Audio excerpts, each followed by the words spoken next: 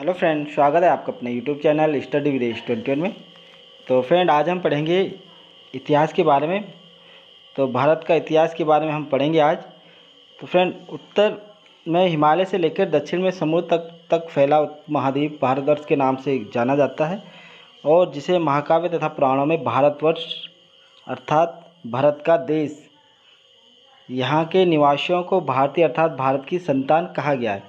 यूनानियों ने भारत को इंडिया तथा मध्यकालीन मुस्लिम इतिहासकारों ने हिंद अथवा हिंदुस्तान के नाम से इसे संबोधित किया है। तो फ्रेंड, यूनानियों ने इसे क्या कहा है? इंडिया कहा है, और मध्यकालीन मुस्लिम इतिहासकारों ने हिंद अथवा हिंदुस्तान के नाम से इसे संबोधित किया हुआ है। तो भारत का जो इतिहास है, इसका अध्ययन की सुविधा के लिए इसे 3 भागों में बांटा गया है, जिसमें कि सबसे पहले प्राचीन भारत, उसके बाद मध्यकालीन भारत और आधुनिक भारत। तो आज हम डिस्कस करेंगे प्राचीन भारत के बारे में। तो फ्रेंड, प्राचीन भारत की बात हम करें तो प्राचीन भारतीय इतिहास के जो स्रोत हैं वह हैं धर्म ग्रंथ हैं, ऐतिहासिक ग्रंथ हैं, विदेशियों का विवरण है और पुरातत्व संबंधी साक्ष्य है, जिससे कि हमें प्राचीन भारतीय इतिहास के बारे में जानकारी मिलती है। तो सबसे पहले हम जानेंगे धर्म ग्रंथ एवं ऐतिहासिक ग्रंथ से मिलने वाली महत्वपूर्ण जानकारी। तो फ्रेंड, भारत का जो सर्व प्राचीन धर्म ग्रंथ है वो है वेद। तो भारत का सर्व प्राचीन धर्म ग्रंथ की अगर हम बात करें तो वो है वेद, ठीक है। और जिसके संकलन करता है महर्षि कृष्ण द्वैपायन व्यासव्यास को माना जाता है, ठीक है। तो जो वेदों के संकलन करता है वो किसे माना जाता है? महर्षि कृष्ण द्वैपायन व्यासव्यास को माना जाता है। और वेद कितने प्रकार के हैं? तो वेद 4 प्रकार हैं: ऋग्वेद, यजुर्वेद, सामवेद और अथर्ववेद। तो सबसे पहले हम जानेंगे ऋग्वेद के बारे में।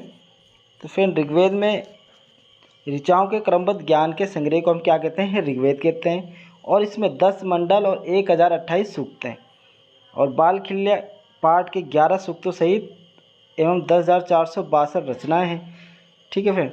और इस वेद के ऋचाओं को पढ़ने वालों को होत्र कहते हैं।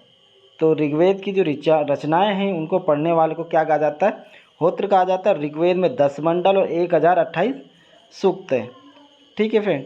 ये परीक्षा की दृष्टि से काफ़ी बार क्वेश्चन आ जाता है कि ऋग्वेद में कितनी रचनाएं हैं। तो इसमें 10 मंडल और 1028 सूक्त हैं, ठीक है फ्रेंड।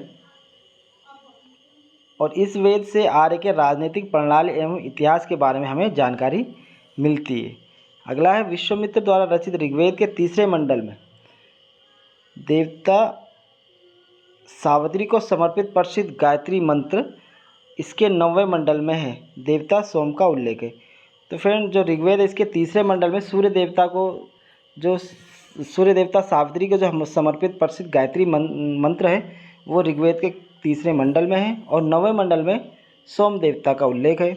और इसके 8वें मंडल की जो हस्तलिखित रचनाओं को खिल कहा जाता है। तो इसके जो 8वें मंडल की जो हस्तलिखित रचनाएं हैं उनको क्या कहा जाता है? खिल कहा जाता है। तो परीक्षा की दृष्टि से ये भी काफ़ी महत्वपूर्ण पॉइंट है। अगला पॉइंट है चातुर्य वर्ण समाज की जो कल्पना का आदि स्रोत ऋग्वेद के 10वें मंडल में वर्णित है, ठीक है फ्रेंड, जो कि पुरुष सूक्त है। तो पुरुष सूक्त में चातुर्य वर्ण समाज की जो कल्पना का आदि स्रोत है वो ऋग्वेद के 10वें मंडल में है, ठीक है फ्रेंड। इसके अनुसार 4 वर्ण होते हैं: ब्राह्मण, क्षत्रिय, वैश्य तथा शूद्र। यदि पुरुष ब्रह्मा के क्रमांकशः मुख, भुजाओं, जंघाओं और चरणों से उत्पन्न हुए। तो ये जो चारों वर्ण हैं ये ब्रह्मा के मुख, भुजा, जंघा और चरणों से उत्पन्न हुए हैं। धर्मसूत्र 4 प्रमुख जातियों की स्थितियाँ, व्यवसाय, दायित्व, कर्तव्य तथा विशेष अधिकारों में स्पष्ट भेद करता है। अगला पॉइंट है मानवता के 3 पंगों के आख्यान का प्राचीनतम स्रोत ऋग्वेद में मिलता है। अगला है ऋग्वेद में इंद्र के लिए 250 तथा अग्नि के लिए 200 रचनाओं की रचना की गई है, ठीक है फ्रेंड। प्राचीन इतिहास के साधन के रूप में वैदिक साहित्य में ऋग्वेद के बाद शतपथ ब्राह्मण का स्थान आता है। तो जो प्राचीन इतिहास के साधन के रूप में वैदिक साहित्य में ऋग्वेद के बाद किसका स्थान आता है? शतपथ ब्राह्मण का। अगला वेद है यजुर्वेद। तो सस्वर पाठ के लिए मंत्रों तथा बलि के समय अनुपालन के लिए नियमों का संकलन यजुर्वेद कहलाता है, और इसके पाठकर्ता को क्या कहते हैं? अथर्व कहा जाता है। तो जो यजुर्वेद के पाठकर्ता होते हैं उनको क्या कहा जाता है? अथर्व कहा जाता था। और यह एक ऐसा वेद है जो गद्य एवं पद्य दोनों में है। तो यजुर्वेद गद्य और पद्य दोनों में लिखा हुआ है। ठीक है फ्रेंड। अगला वेद है सामवेद। सामवेद यह गाई जा सकने वाली रचनाओं का संकलन है। ठीक है, और इसके पाठकर्ता को उदात्र कहते हैं। तो सामवेद के जो पाठकर्ता होते हैं उनको क्या कहा जाता है? उदात्र कहा जाता है। और इसे भारतीय संगीत का जनक भी कहा जाता है। तो ये पॉइंट काफ़ी महत्वपूर्ण है फ्रेंड, ये परीक्षा में काफ़ी बार पूछ लिया जाता है कि भारतीय संगीत का जनक किस वेद को कहा जाता है। तो सामवेद को भारतीय संगीत का जनक कहा जाता है। अगला पॉइंट है अथर्ववेद।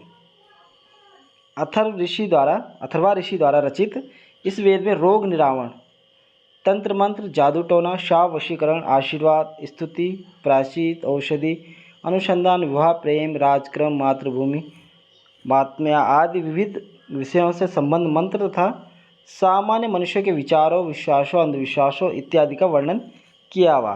और इसमें सभा एवं समिति को प्रजापति की 2 पुत्रियां कहा गया है। तो अथर्ववेद में सभा एवं समिति को प्रजापति की 2 पुत्रियां कहा गया है। नोट, इसमें सबसे प्राचीन वेद ऋग्वेद है और यह सबसे बाद का वेद अथर्ववेद है। तो सबसे प्राचीन वेद ऋग्वेद हो गया और सबसे बाद का वेद है अथर्ववेद। वेदों को भलीभांति समझने के लिए 6 वेदांगों की रचना है।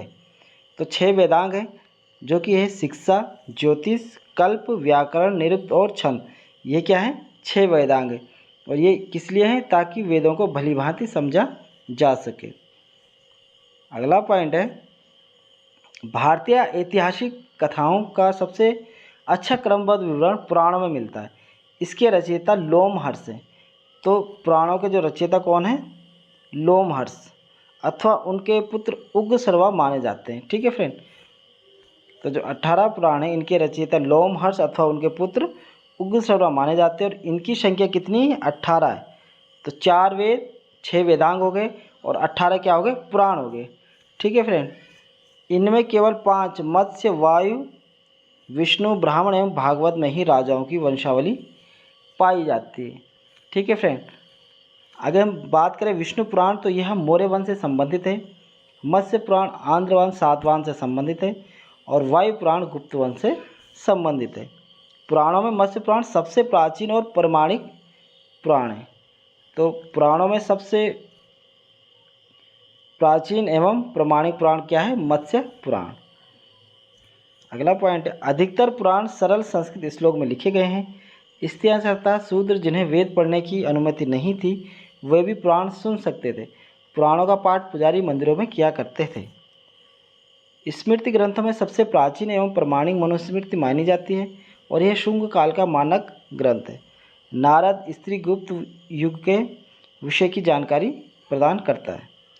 जातक में बुद्ध की पूर्व जन्म की कहानी वर्णित है। तो फ्रेंड जातक जो है इसमें क्या है? बुद्ध के पूर्ण जन्म की कहानी वर्णित है। और हीनयान का प्रमुख ग्रंथ क्या है? कथावस्तु। तो हीनयान का प्रमुख ग्रंथ क्या है? कथावस्तु, जिसमें महात्मा बुद्ध का जीवन चरित्र उनके कथानकों के साथ वर्णित है। तो हीनयान का जो प्रमुख ग्रंथ कथावस्तु है वह महात्मा बुद्ध के जीवन चरित्र के अनेक कथानकों से संबंधित है। अगला पॉइंट है जैन साहित्य का आगम कहा जाता है। तो जैन साहित्य को क्या कहा जाता है? आगम कहा जाता है। तो ये काफ़ी इंपॉर्टेंट पॉइंट है फ्रेंड। और जैन धर्म का प्रारंभिक इतिहास आप किससे? कल्प सूत्र से ज्ञात होता है। तो जैन धर्म का जो प्रारंभिक इतिहास है वो किससे ज्ञात होता है? कल्प सूत्र से। ठीक है फ्रेंड। और जैन धर्म भगवती सूत्र में महावीर के जीवन कृत्यों तथा अन्य समकालिकों के साथ उनके संबंधों का विवरण है। तो जो जैन धर्म ग्रंथ है, जैन ग्रंथ है भगवती सूत्र, उसमें महावीर के जीवन कृत्यों तथा अन्य समकालिकों के साथ उनके संबंधों का भी विवरण मिलता है। अगला पॉइंट है अर्थशास्त्र के लेखक चाणक्य, कौटिल्य या विष्णुगुप्त हैं। तो फ्रेंड अर्थशास्त्र के जो लेखक हैं वो कौटिल्य, चाणक्य या विष्णुगुप्त उनका नाम है। और यह 15 अधिकरणों एवं 180 प्रकरणों में विभाजित है। इससे मौर्यकालीन इतिहास की जानकारी प्राप्त होती है। ठीक है फ्रेंड, किससे? अर्थशास्त्र से।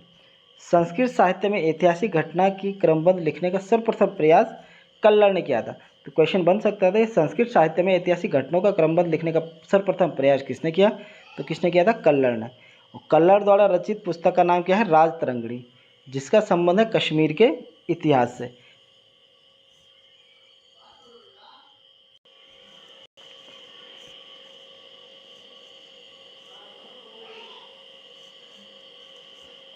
अरबों की सिंध विजय का वृत्तांत जो है ये चचनामा मिलता है, जो कि इसके लेखक क्या हैं, अली अहमद। ठीक है फ्रेंड, तो अरबों का जो सिंध विजय का वृत्तांत है वो किससे प्राप्त होता है, चचनामा से होता है, और इसके जो लेखक हैं वो हैं अली अहमद। ठीक है, अगला है अष्टाध्यायी। तो संस्कृत भाषा व्याकरण की प्रथम पुस्तक है अष्टाध्यायी, और इसके लेखक हैं पाणिनि, तथा इससे मौर्य के पहले का इतिहास तथा मौर्य युग में राजनीतिक अवस्था की जानकारी प्राप्त होती है, किससे, अष्टाध्यायी से, और इसके रचयिता हैं पाणिनि, और यह संस्कृत भाषा व्याकरण की प्रथम पुस्तक है। अगला है कात्यायन की गार्गी संहिता। जो कात्यायन की गार्गी संहिता है एक ज्योतिष ग्रंथ है, फिर भी इसमें भारत पर होने वाले यवन आक्रमण का उल्लेख मिलता है। ठीक है फ्रेंड, अगला है पतंजलि पुष्यमित्र शुंग के पुरोहित है। पतंजलि पुष्यमित्र शुंग के पुरोहित थे, और इनके महाभाष्य से शुंगों के इतिहास का पता चलता है। ठीक है फ्रेंड, अगला पॉइंट है विदेशी यात्रियों से मिलने वाली प्रमुख जानकारी। तो इसको देख लेते हैं। इसमें सबसे पहले आता है टेसियस। यह ईरान का राजवेद था, और भारत के संबंध में इसका विवरण आश्चर्यजनक कहानियों से परिपूर्ण होने के कारण अविश्वसनीय था।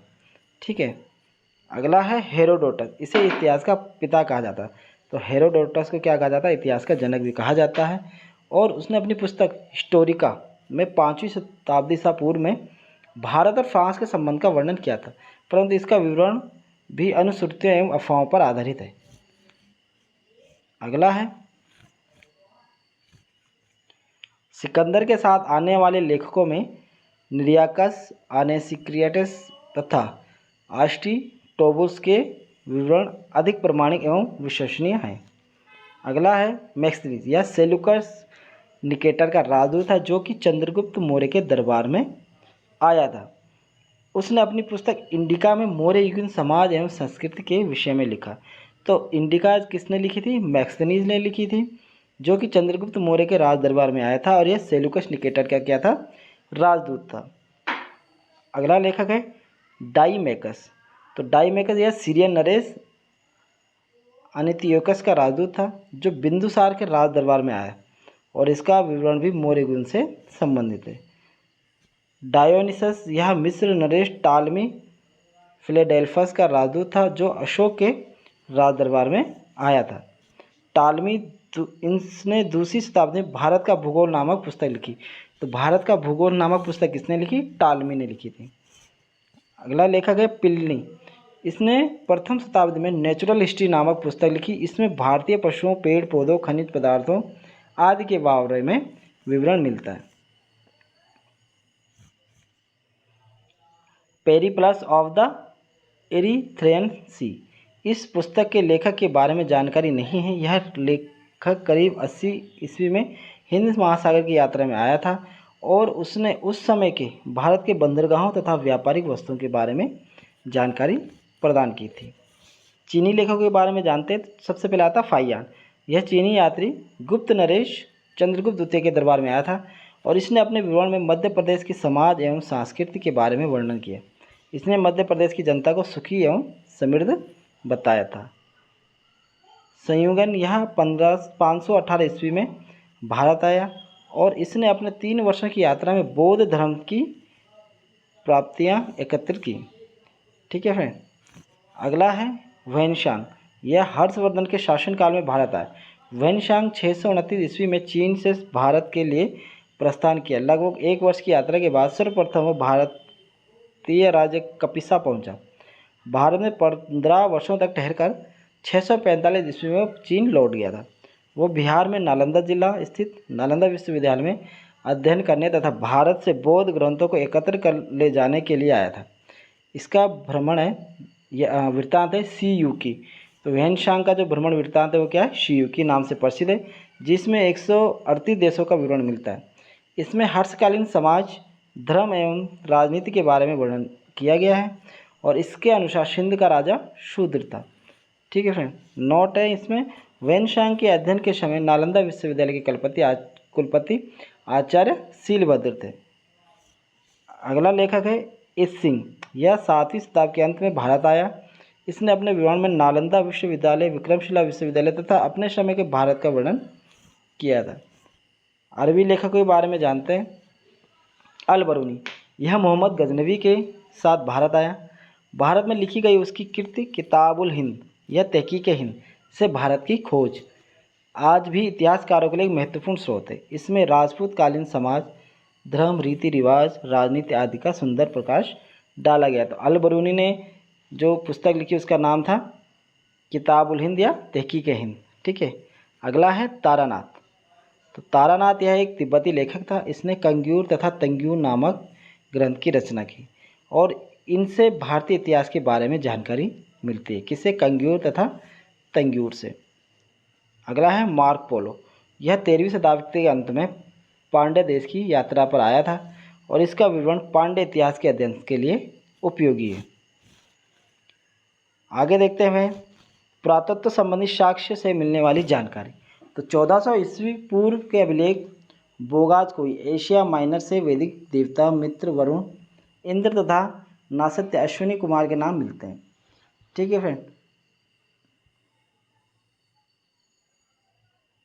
मध्य भारत में भागवत धर्म विकसित होने का प्रमाण यवन राजदूत हेलियोडोरस के वैश्यनगर विदिशा गरुण स्तंभ लेख से प्राप्त होता है। सर्वप्रथम भारतवर्ष का जिक्र हाथी गुम्फा अभिलेख में मिलता है। तो फ्रेंड्स, सर्वप्रथम भारतवर्ष का जो जिक्र है वो किससे मिलता है? हाथी गुम्फा अभिलेख से। सर्वप्रथम दुर्भिक्ष का जानकारी देने वाला अभिलेख सोहागोरा अभिलेख है। सर्वप्रथम भारत पर होने वाले हूण आक्रमण की जानकारी किससे मिलती है? भीतरी स्तंभ से। ठीक है,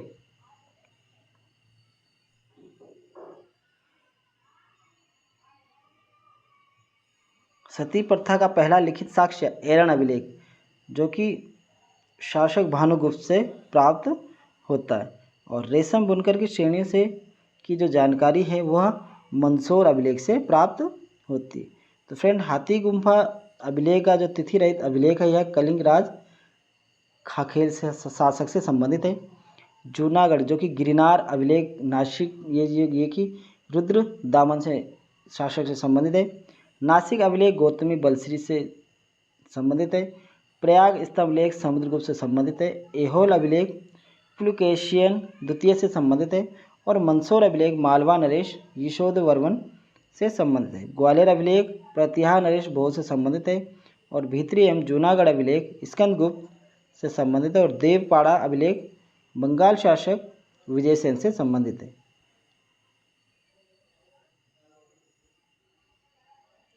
अगला है कश्मीरी नवपाषाणकालीन पुरास्थल ब्रुज होम से गर्तावास यानी कि जो गड्ढाघर का साक्ष्य मिला है और इनमें उतरने के लिए सीढ़ियाँ होती थी। अगला है प्राचीनतम सिक्कों को क्या कहा जाता था? आहत कहा जाता था। तो प्राचीनतम सिक्कों को क्या कहा जाता था? आहत कहा जाता था और इसी को साहित्य में कासार्पण कहा गया है।